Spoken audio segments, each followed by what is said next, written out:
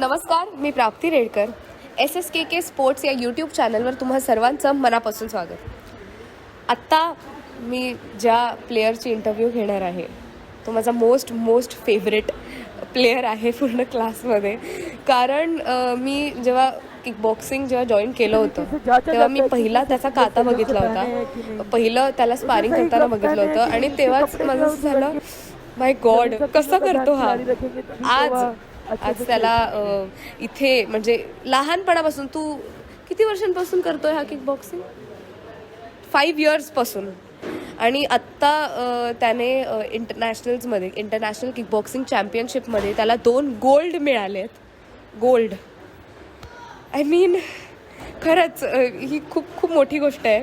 आणि so yes, let's welcome Alok. Breath, clap करो. इथे कसं आहे आलोक? मी आलोकसोबत प्रॅक्टिस केली आहे किंवा मी जितकं त्याच्यासोबत राहिले क्लासेसमध्ये प्रॅक्टिस करत असताना, त्याने बिचाऱ्याने पूर्ण शेव केलं आहे just to play the competition. म्हणजे सिरियसली इतकं डेडिकेशन. तुला डेडिकेशन ह्या मुद्द्यावर काय बोलायला आवडेल? मी ऐकलं की तू मध्ये असं तुला डिस्ट्रॅक्शन्स वगैरे फेस करावे लागलेले. म्हणजे टीनेजमध्ये मला डिस्ट्रॅक्ट झालेलो मी खूप कॉलेजमध्ये जाऊन वगैरे. मग त्यामुळे त्या जे डिस्ट्रॅक्ट झालेलो तर सर मला शिकवणं बंद केलेलं. तर मी सरांनी परत मला त्या मार्गावर आणलं की डिस्ट्रॅक्ट व्हायचं नाही. आणि मी बोलते, मला कळलं. तर बेसिकली प्रत्येकाच्या टीनेज लाईफमध्ये एक क्षण येतो जेव्हा सगळे डिस्ट्रॅक्ट होतात, कारण कॉलेज लाईफ असते, नई सब होता है, स्कूल से कॉलेज. बाय द वे, तू किती वर्षाचा आहेस? टीनेज लाईफ जी बोलतोयस, किती वर्षाचा आहेस?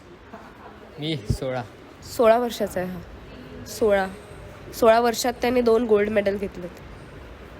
आता मला काहीच बोलायची गरज नाही, बिकॉज आय एम स्पीचलेस. तर लेट्स कंटिन्यू. प्रत्येकाच्या लाईफमध्ये येतं असं डिस्ट्रॅक्शन पॉईंट जेव्हा आपण डिस्ट्रॅक्ट होतो. बट समोरचा कितीही बोलू दे, आपल्यावर असतं की आपल्याला किती फोकस करायचं आहे. तर ह्याच्या पाठीशी आमचे जे कोचेस आहेत, विघ्नेश मोरकर सर आणि उमेश मोरकर सर, ह्यांनी खूप सपोर्ट केला आहे.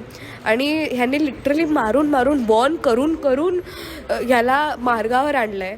बट मला तुला सगळं श्रेय द्यायला आवडेल, कारण तू फोकस केलंस, तू ती जिद्द ठेवलीस म्हणून तू इथवर पोचलायस. तुला दिल्लीचं काय, म्हणजे तू न्यू दिल्लीला गेलेलास इंटरनॅशनल्स खेळायला, तर तिथली लोकं कशी आहे, तिथलं खाणं कसं आहे? तुम्ही सरोजनी नगरला पण गेलेलात हो की नाही? तिथून शॉपिंग केली की नाही? काय एक्झॅक्टली केलं तिथे, सांग. आम्ही दिल्लीमध्ये फिरत होतो 1 दिवसासाठी. आम्ही सरोजनी नगरला गेलो. तिकडे पण तुम्हाला ह्याच्या तोंडून जास्त काही ऐकायला नाही मिळालं आहे. But trust me, he is one of the bestest player of India. Congratulations Alok, की तू इंटरनॅशनल्समध्ये 2 गोल्ड मेडल सिक्युअर केले आहेस, आणि तेही 16 इयर्समध्ये. तुला खूप भरभरून सगळ्यांचं प्रेम मिळू दे, तुला खूप गोल्ड मेडल्स मिळू दे, आणि तू खूप पुढे जाशील. कॉंग्रॅच्युलेशन.